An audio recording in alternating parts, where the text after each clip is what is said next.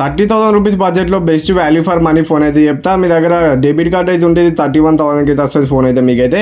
మీ దగ్గర లేకుంటే 36,000కి అట్లా వస్తుంది ఈ ఫోన్ అయితే. దీంట్లో పెరిస్కోపిక్ లెన్స్ అయితే ఉంటుంది బ్యాక్ సైడ్ అయితే.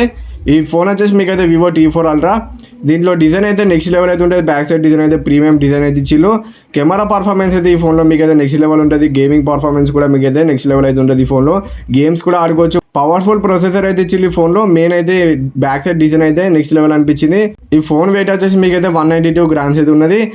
బెజల్స్ కూడా వీళ్ళైతే చాలా తక్కువనైతే ఇచ్చిల్లు. బెజల్స్ అయితే అసలు లేనే లేవు. ఇక ప్రీమియం ఫోన్ ఎట్లుంటుందో అట్లా ఇచ్చిల్లు. మొత్తం బెజల్స్ కింద పైన అసలు లేనే లేవు. IP54 రేటింగ్ అయితే ఇచ్చిల్లు వీళ్ళైతే. మీడియాటెక్ డైమెన్సిటీ 9300 ప్లస్ ప్రొసెసర్ అయితే ఇచ్చిల్లు.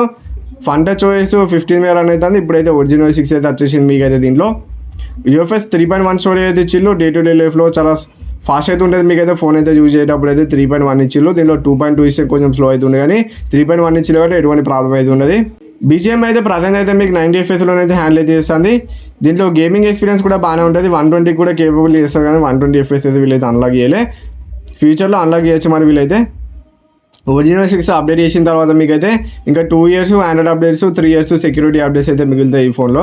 కొంచెం బ్లోట్వేర్ అయితే ఉంటుంది. పనికిరాని యాప్స్ అయితే మీరు డిలీట్ చేసుకోవాలి. దీంట్లో వీళ్ళైతే ఓన్ డైలర్ కాబట్టి కాల్ రికార్డింగ్ కూడా ఉంటుంది.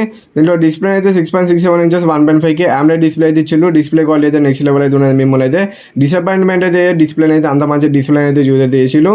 అవుట్డోర్లో కూడా మీకు అయితే విజిబిలిటీ మంచిగా ఉన్నది డిస్ప్లే అయితే. HDR వీడియో ప్లేబ్యాక్ సపోర్ట్ కూడా ఉన్నది. ఈ వీడియోలో మీరైతే HDR వీడియోస్ కూడా చూసుకోవచ్చు. L1 సపోర్ట్ కూడా ఉన్నది మీకైతే.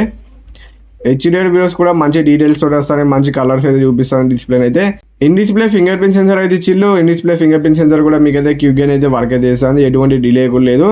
హ్యాప్టిక్స్ అయితే మీకైతే నార్మల్ అయితే ఉన్నాయి. దీంట్లో ప్రీమియం హ్యాప్టిక్స్ ఇస్తే మంచిగా ఉంది, కానీ కాకపోతే నార్మల్ ఉన్నాయి. దీంట్లో 5G బ్యాండ్స్ అవన్నీ ఉన్నాయని స్క్రీన్ పైన వేసిన. NFC సపోర్ట్ కూడా ఉన్నది దీంట్లో మీకైతే. బ్యాక్ సైడ్ కెమెరా స్పెక్స్ కూడా స్క్రీన్ పైన వేసిన. దీంట్లో మెయిన్ పెరిస్కోపీ లెన్స్ ఇచ్చిల్లు 3x.